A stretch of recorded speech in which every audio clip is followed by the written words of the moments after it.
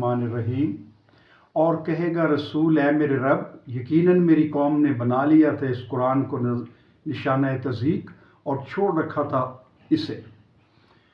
یہ سورہ الفرقان کی 30ویں آیت ہے اور میری ویڈیو کا آج یہی عنوان ہے کہ میری قوم نے قرآن کو چھوڑ رکھا تھا۔ بھائیوں اور دوستوں، قرآن پاک کو چھوڑنے کا مقصد یہ نہیں کہ ہم اس کی تلاوت نہیں کرتے، ہم اس کی نماز میں نہیں پڑھتے، ہم تراویحوں میں نہیں اس کو سنتے۔ اس کا مطلب یہ ہے کہ قرآن پاک کو چھوڑنے کا مقصد یہ ہے کہ جو قرآن پاک میں لکھا ہے وہ ہمیں پتہ نہیں ہے۔ قرآن پاک کو ہمارے لوگوں نے ترجمے سے نہیں پڑھا، یہ عربی زبان میں ہے، ہم جانتے نہیں ہیں کہ اس کے کیا معنی ہے، کیا اللہ پاک اس میں ہمیں فرما رہا ہے۔ تو جب ہمیں ایک زبان کا، ایک تھیوری کا، ایک نالج کا، ایک پیغام کا، جب ہمیں اس کا مطلب ہی نہ پتہ چلے اور ہم اس کو پڑھتے جائیں، تو اس سے زیادہ اس کتاب کی، اس تھیوری کی، اس پیغام کی، اس ہدایت کی کیا تصدیق ہوگی کہ ہم اس کا مطلب ہی نہ جانیں۔ تو سب سے پہلی بات یہ ہے کہ ہم نے قرآن کو جو چھوڑا ہے وہ یہ ہے کہ ہمیں پتہ ہی نہیں کہ اللہ پاک نے جو فرمایا ہے وہ کیا ہے، اور ہم اس کے اوپر عمل بھی نہیں کر پاتے۔ جب پتہ ہی نہیں ہے کہ قرآن پاک میں کیا لکھا ہے تو ہم نے اس کے احکامات، اس کی نیکیاں، اس کی اچھائیاں، اس کے حکم، اس کے حرام حلال، جو اللہ پاک کی ہدایات ہیں، وہ جب ہمیں پتہ نہیں تو ہم اس کے اوپر عمل بھی نہیں کر رہے۔ یہی چیز ہے قرآن کو چھوڑ دیا، یہی ہے قرآن کو چھوڑنا۔ نمبر 2، ہمارے ملک میں سود کا کاروبار چل رہا ہے۔ ہمارا بینکنگ سسٹم، ہماری بزنس، ہمارے انٹرنیشنل بزنس، یہ تمام سود کے اوپر مبنی ہے۔ اب اللہ تعالیٰ نے ہمیں سورہ بقرہ میں آیت نمبر 275، 276، 278، سورہ آل عمران 130 اور سورہ الروم 39، ان سب میں سختی سے منع کیا گیا ہے کہ سود حرام ہے اور یہ مسلمان یہ نہیں کر سکتے۔ لیکن ہم سارا کچھ کر رہے ہیں، ہم سود لے رہے ہیں، دے رہے ہیں۔ یہی قرآن کو چھوڑنا ہے۔ اب اگر آپ غور کریں کہ فرقے ہم نے بنائے ہوئے ہیں، قرآن پاک کی آیات سورت العمران آیات نمبر 103، سورہ الانعام آیت نمبر 159، سورہ روم آیت نمبر 31 اور 32، اس میں واضح طور پہ اللہ پاک کا حکم ہے، ارشاد ہے کہ فرقے جو ہے وہ نہیں بنانے، جو بنائے گا وہ مشرک ہوگا۔ فرقے بنانے والوں سے ہمارے ان سے کوئی تعلق نہیں، جب اللہ پاک کے اتنے سخت احکامات ہیں اور ہم پھر جب یہ سارا کچھ کریں تو یہ قرآن کو چھوڑنا ہی ہے۔ اسی کو قرآن کو چھوڑنا کہتے ہیں۔ اس کے علاوہ آپ قرآن پاک کی آیات کے اوپر غور کریں کہ جس میں غیر اللہ سے مانگنے کو، اللہ کے سوا کسی سے مانگنے کو، کسی کے آگے جھکنے کو، کسی سے مدد مانگنے کو، کسی سے سفارش کرنے کو اللہ پاک نے منع فرمایا ہے۔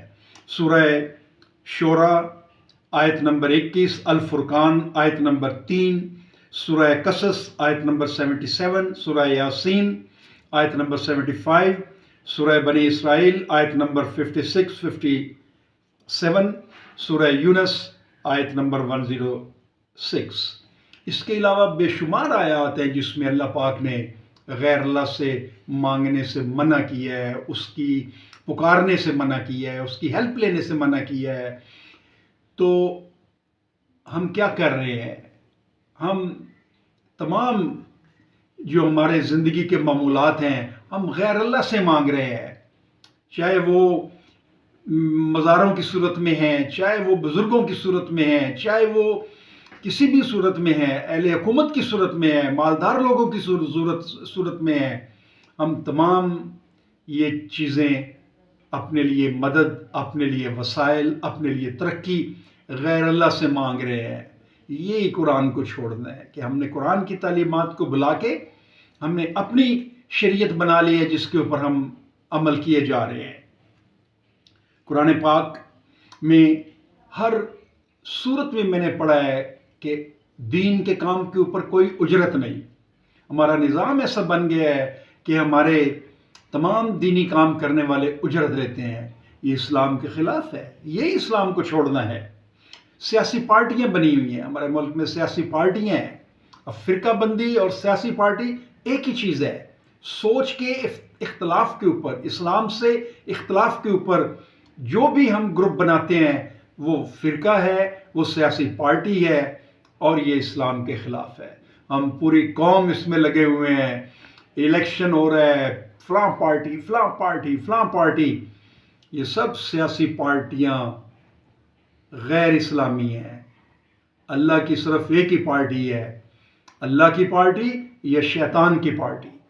اب ہم نے اللہ کے پیغام کو چھوڑا ہے، مختلف پارٹیاں بنائی ہیں، فرقے بنائے ہیں، سود لے رہے ہیں، غیر اللہ کے آگے جھک رہے ہیں، قرآن پاک کا ترجمہ نہیں پڑھ رہے۔ یہ سب چیزیں بھائیوں اور دوستوں، یہ قرآن کو چھوڑنا ہے۔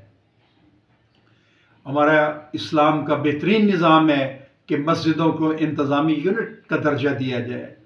ہم ادھر ادھر مصیبتوں میں پڑے ہیں، کبھی واپڑا کے دھکے، کبھی ہم دھکے کھا رہے ہیں ایکسائز کے دھکے، کبھی ہم انکم ٹیکس کے، کبھی ہم اور باقی محکموں کے دھکے کھا رہے ہیں۔ تو یہ انسان کے لیے دنیا میں جہنم بنانے کے مترادف ہے۔ اللہ پاک کا جو نظام ہے اس میں مسجد آپ کی تمام انتظامی یونٹ ہے، اس میں آپ کے حکام بیٹھتے ہیں، وہ تمام مسائل کا حل کرتے ہیں، آپ کو ایٹ دی ڈور سٹیپ آپ کو ساری سہولتیں مل جاتی ہیں۔ تو ہم نے اس کو چھوڑا ہے، آج ہم نے اپنی زندگی کو جہنم میں دھکیل دیا ہے۔ تو بھائیوں، یہ ہماری چیزیں ہیں۔ ہم قرآن پاک کے کچھ چیزوں پہ عمل کر رہے ہیں، کچھ پہ نہیں کر رہے۔ یہ ایسے لوگ جو قرآن کی کچھ اپنی پسند کی باتوں پہ عمل کر لیں گے اور باقیوں پہ نہیں عمل کریں گے، اللہ تعالیٰ فرماتا ہے کہ ایسے لوگوں کے لیے اس دنیا میں ذلت اور خواری ہے اور آخرت میں سخت ترین عذاب ہے۔ آج ہم اپنی پسند کی چیزوں کو یا اپنے مفادات کی چیزوں کو قبول کر لیتے ہیں، ان کو مان لیتے ہیں، اور جو چیزیں ہمارے مفاد اور ہمارے ہماری فائدے کے ساتھ ٹکرائے اس کو ہم چھوڑ دیتے ہیں۔ ہم یہی کر رہے ہیں، یہی چیز ہے اسلام کو، قرآن کو چھوڑنا۔ اور آج ہم مانے یا نہ مانے، ہم ہر بندہ اسی فعل کا مرتکب ہو رہا ہے کہ ہم نے قرآن کے احکامات کو، اللہ کے احکامات کو چھوڑ دیا ہے، اور ترجمے سے لے کے اپنے انتظامی یونٹ تک ہم اسلام سے بغاوت ہم نے کی ہوئی ہے، ہم نے اسلام کے احکامات سے بغاوت کی ہوئی ہے۔ اللہ تعالیٰ آیت پاک سورہ یونس آیت پاک میں فرماتا ہے، اے انسانوں، حقیقت یہ ہے کہ یہ تمہاری بغاوت تمہارے اپنے ہی خلاف ہے۔ لوٹ لو مزے دنیاوی زندگی کے، پھر ہماری طرف تم کو لوٹ کر آنا ہے، پھر ہم بتائیں گے کہ تم کیا کرتے رہے۔ میرے بھائیوں اور دوستوں، یہ تمام جو قرآن سے بغاوت ہم نے کی ہوئی ہے، یہ ہم نے اپنے آپ کے خلاف بغاوت کی ہوئی ہے۔ اس کا نقصان ہمیں ہو رہا ہے۔ ہماری سوسائٹی دنیا میں مصیبت بنی ہوئی ہے، لوگوں کے لیے غربت، جہالت اور بے روزگاری کی صورت میں نمودار ہوئی ہے، اور یہ ہمارا فرض بنتا ہے کہ ہم قرآن کو پکڑ لیں، قرآن کی طرف آ جائیں، قرآن کو اپنا اوڑھنا بچھونا بنا لیں، اس کو ترجمے کے ساتھ پڑھیں، 1 دفعہ 2 دفعہ 3 دفعہ، جتنی دفعہ پڑھیں گے اللہ کی نئی سے نئی حکمت، اللہ کے نئے سے نئے حکم، اللہ کی نئی سے نئی شان آپ کو نظر آئے گی۔ بھائیو دوستو، یہی نجات کا ذریعہ ہے۔ میری یہاں پہ ویڈیو کا اختتام ہوتا ہے۔ تھینک یو ویری مچ، بہت بہت شکریہ۔